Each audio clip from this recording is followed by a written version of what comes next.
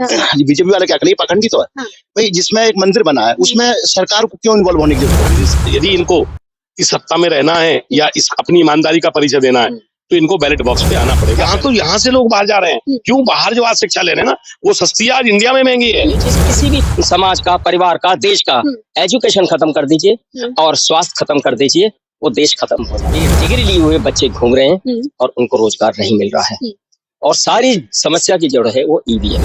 Drivers के खिलाफ जो वो लाए थे तो वो खड़े हो गए, तो हफ्ते 10 दिन में बस सरकार तो घुटने टेक दिए। सटीक खबरों का सीधा असर। आप देख रहे हैं एनसीआर समाचार।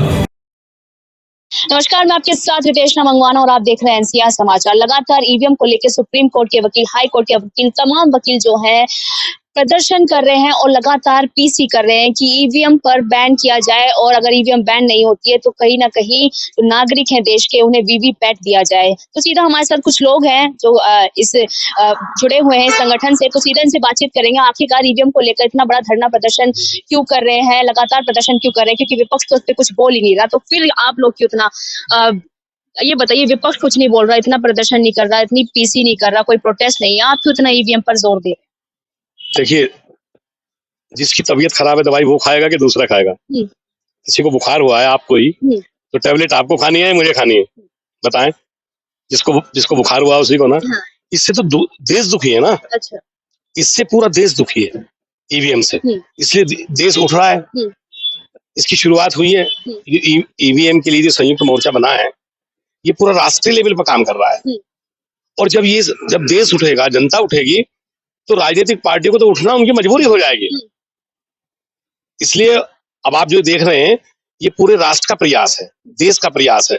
ये हमारी तबीयत खराब है, हम गोली ले रहे हैं तो हमको आराम लगेगा ना, और हम नहीं खाएंगे तो हमारा फिर बीमारी जूगी तो रह जाएगी। तो आपको कहने का ये मतलब है कि राजनीतिक पार्टियां इससे बेफिक्र हैं, कहीं ना कहीं जनता ज्यादा परेशान है? जनता ज्यादा परेशान है। वोट तो जनता डाल रही है ना, वोट जो है राजनीतिक पार्टी नहीं डाल रही। अरे अभी देखिए, अभी एक आदमी ने वोट डाला, उसने वोट डाला केले को, अच्छा वोट डाला उसका एप्पल को, तो मेरा वोट चोरी हुआ ना, राजनीतिक पार्टी का तो नहीं हुआ ना।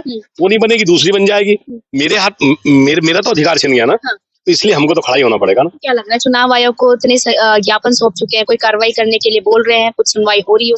देखो, कुछ बीमारी है जो जल्दी जिसका ट्रीटमेंट शुरू हो जाता है तो वो 2-3 दिन की दवाई में ठीक हो जाती है। कुछ क्रोनिक डिसीज हो जाती है, उसका फिर इलाज थोड़ा लंबा चलता है, लेकिन हो जाता है।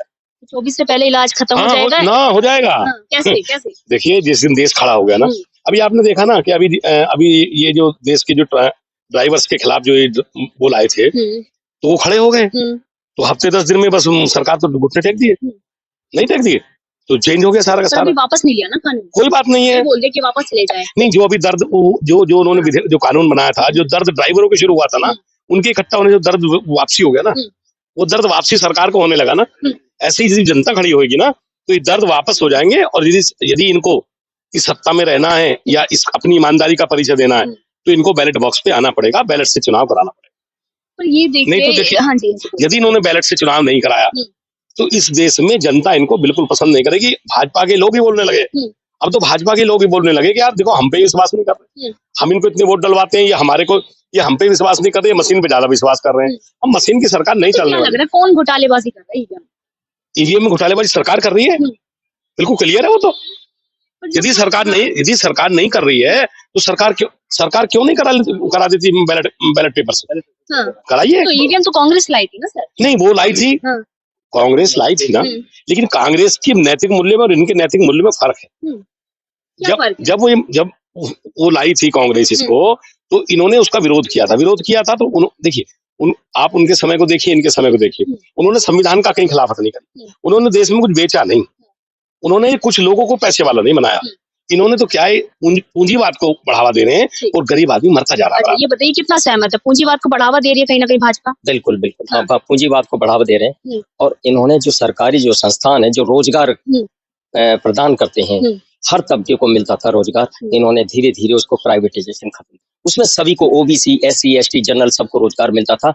आज ये हालत हो गई है कि डिग्री लिए हुए बच्चे घूम रहे हैं और उनको रोजगार नहीं मिल रहा है और सारी समस्या की जड़ है वो ईवीएम है। ईवीएम हटेगा तो देश सुरक्षित रहेगा और लोकतंत्र आएगा, इसलिए ईवीएम हटाना जरूरी है। और सरकार भाजपा कह रही है कि विश्व गुरु बन रहे हैं हम लोग, विश्व गुरु की तरफ अग्रसर हैं हम। लाखों बच्चे यहाँ के विदेश में पढ़ने जा रहे हैं। अगर विश्व गुरु होते तो वहां के लोग बच्चे आते यहाँ से। कितनी फॉरेन करेंसी हमारी खराब हो रही है, बच्चे बाहर पढ़ने जाते हैं, वो क्यों जा रहे हैं? पर अभी आपने देखा होगा कि कनाडा में जो बच्चे पढ़ने के लिए जाते थे उसकी कहीं ना कहीं रेशियो घटा है, अब बच्चे भारत में ही रह रहे हैं। नहीं, वो कुछ और इशू है। हाँ। लेकिन बच्चे जो है जो 4 महीना एजुकेशन का वो बाहर की तरफ जा रहे हैं, तो ये एजुकेशन धीरे धीरे खत्म करते जा रहे हैं। एजुकेशन का जो फंड रिलीज होता है वो इनको कम कर रहे हैं हर साल। ये जब एजुकेशन नहीं हो, जिस किसी भी समाज का, परिवार का, देश का एजुकेशन खत्म कर दीजिए और स्वास्थ्य खत्म कर दीजिए, वो देश खत्म हो जाता है, वहां बचता कुछ नहीं है। वही भाजपा सरकार तमाम नारे दे रही है कि हम फ्री में शिक्षा दे रहे हैं, फ्री में स्वास्थ्य दे रहे हैं, पाई पाई से गरीब की भलाई, वोकल फॉर लोकल। शिक्षा तो बहुत महंगी है भाई, शिक्षा की तो इतना रेट बढ़ा दिया इन्होंने कि गरीब कोई पढ़ ही नहीं सकता। आज आप देखिए मेडिकल का स्टूडेंट वो फीस दे ही नहीं सकता। आप जो IIM कराइए किसी को, वो नहीं कर सकता। इंजीनियरिंग में भेज दीजिए, 4-4 लाख रुपए फीस हो रही है, कहाँ से दे देगा कोई? इन्होंने तो महंगा किया, एजुकेशन को छीन रहे हैं। ये जो एजुकेशन अब तक जो 75 साल में गरीबों को मिली थी कम रेट पर, इन्होंने देखा यार गरीब आदमी फिर मजबूत हो गए आगे बच्चे। ये तो बच्चे मजबूत होते जा रहे हैं, इनको बर्दाश्त नहीं है। ये जो लोग हैं ये जो है ये मनुवाद के पक्षधर हैं और दोबारा से मनुस्मृति लागू करना चाहते हैं। इसलिए यहाँ की शिक्षा को सबसे पहले छीनने का काम किया है। फिर यहाँ के जितने भी गवर्नमेंट के जो उपक्रम हैं, ऑफिस हैं, जो नवरत्न थे, उनको सबको निजीकरण करके और सबको जो है इनको बेच दिया। आत्मनिर्भर भी तो बना रहे हैं ना। आत्मनिर्भर कहाँ हो गए? जब रोजगार ही नहीं तो आत्मनिर्भर कहाँ से? उनके कहने से देखिए, उनके कहने से क्या होता है? उनके कहने से होगा तो विश्व गुरु हो जाएगा। विश्व गुरु कहाँ से बनेगा? विश्व गुरु तो तब बनेगा जब एजुकेशन बाहर के लोग यहाँ लेने आएंगे। जैसे भाई साहब ने बताया, यहाँ से लोग बाहर जा रहे हैं। क्यों? बाहर जो आज शिक्षा ले रहे हैं ना, वो सस्ती है, आज इंडिया में महंगी है। जैसे बहुत सारे विदेश के लोग अपना इलाज कराने के लिए पहले इंडिया में आते थे। इंडिया में मेडिकल का बहुत सस्ता था। अब क्या है, अब यहाँ पे एजुकेशन, यहाँ से जो बच्चे बाहर पढ़ने जा रहे हैं एजुकेशन के लिहाज से। पर अब तो राम राज्य भी दे रहे हैं 22 जनवरी को राम राज्य भी दे रहे हैं प्रधानमंत्री। नहीं, उनके देने से क्या होगा? देश को तो रोजगार चाहिए ना। देश क्या करेगा? इस मतलब जो मंदिर दे रहे हैं, मंदिर से क्या रोजी रोटी मिलने वाली है? टूरिज्म बढ़ेगा। टूरिज्म बढ़कर क्या होगा? जो वहाँ के लोग हैं उन्हीं को टूरिज्म होगा, और जो पूंजीपति लोग हैं उन्हीं को वहीं पे उनके होटल भी होंगे, सब कुछ होंगे, उन्हीं को रोजगार मिलता है। और ऐसे रोजगार का हम क्या करेंगे जहाँ देश पाखंड की तरफ जा रहा है? हमें विज्ञान की तरफ चलना चाहिए। विज्ञान से तरक्की होगी ना देश की। तो पाखंड कौन कर रहा है? ये बीजेपी वाले हैं। बीजेपी वाले क्या करेंगे? पाखंड की तो है भाई। जिसमें एक मंदिर बना है उसमें सरकार को क्यों इन्वॉल्व होने की जरूरत पड़ रही है? सरकार का तो उसमें कोई रोल ही नहीं है। जो उस धर्म को मानने वाले लोग हैं, जो साधु संत हैं, वो लोग उसमें करें, चाहे उसका उद्घाटन हो या उससे संबंधित कोई भी प्रक्रिया है। वो जो भी लोग हिंदू धर्म को मानते हैं, मैं तो खैर नहीं मानता हिंदू धर्म को, लेकिन जो भी मानते हैं वो उनकी अपनी इच्छा है। पर उसमें सरकार का क्या रोल है? सरकार तो अपना काम करे, सरकार तो देश को बढ़ाने की बात करे, और वो उसमें क्यों इन्वॉल्व हो रही है? जो ये बिल्कुल गलत है, सरासर गलत है। तो ये बताइए, इस बार राम उद्घाटन का मुद्दा रहने वाला है या ईवीएम का मुद्दा रहने वाला है? ईवीएम का मुद्दा रहने वाला है।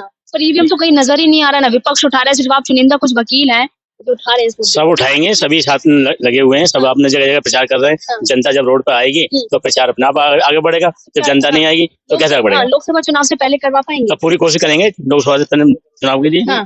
कोशिश करेंगे। पूरे देश में इसका पूरा छा चुका है इस समय। हमारे पास इतनी कॉल आ रही है, जो हमने एक मिस कॉल नंबर जारी किया है उस पर इतना कॉल आ रही है, अभी हम लाखों लोग हमारे उससे जुड़ चुके हैं। और ये पिछले अभी 10 डेज का खेल है। हमें लगता है कि जो लोकसभा का चुनाव होगा, उस चुनाव से पहले हमारे पास पूरा बहुमत होगा। पूरे देश में मतलब इसके विरोध में लोग होंगे। और हम जनता मिस कॉल कर रही है आपको, परेशान है? हाँ बिल्कुल, जनता चूंकि जनता समझ चुकी है कि भाई देखिए होता क्या है, ईवीएम है, ईवीएम से घोटाला संभव है। ये एक इलेक्ट्रॉनिक मशीन है। इलेक्ट्रॉनिक मशीन को जब हम हजारों किलोमीटर दूर बैठे किसी सैटेलाइट को लिंक कर सकते हैं, हम किसी टेलीफोन व्यवस्था को लिंक कर सकते हैं, हम हर चीज को लिंक कर सकते हैं। तो जहां पे ईवीएम पहुंच गया, ईवीएम में मशीन पहुंच गया, तो फिर हम लोग उसको कर सकते हैं। यहाँ पॉसिबल है। दूसरी बात मुझे ये कहना है कि जब जनता वोट करती है, अगर उसको ये संदेह है कि भाई उसका वोट कहीं और कहीं जा रहा है, तो सरकार की भी जिम्मेदारी बनती है, चीफ इलेक्शन की जिम्मेदारी बनती है कि वो जनता को संतुष्ट करे कि उसका वोट गलत नहीं है, गलत जगह नहीं जा रहा है। तो जब जनता को ये संदेह है तो ये जिम्मेदारी बनती है। मैं चीफ इलेक्शन को कहना चाहता हूं आपके माध्यम से कि वो सबसे पहले जनता को संतुष्ट करे, क्योंकि जनता वोट कर रही है, जनता को लग रहा है कि उसका वोट तो और कहीं जा रहा है, जो गलत है। बहुत बहुत शुक्रिया बातचीत करने के लिए। तब हमने ईवीएम पे बात करी। यहाँ पर ईवीएम हटाओ संयुक्त मोर्चा के कुछ लोग थे जिन्होंने कहा कि लोकसभा चुनाव से पहले ये बैलेट पेपर से सरकार चुनाव करवाएंगे, पर देखना यही होगा क्योंकि सरकार राम राज्य में विलीन है, राम मंदिर का उद्घाटन हो रहा है, पर क्या इनकी सुनवाई होगी, क्या इलेक्शन कमीशन ऑफ इंडिया इस पर सुनवाई करेगी, क्या बैलेट पेपर से चुनाव हो पाएंगे, एक बड़ा मुद्दा क्या लोकसभा चुनाव में रहेगा, ये देखना बाकी रहेगा। मैं आपके साथ रितेश मंगवाना और आप देख रहे थे एनसीआर समाचार।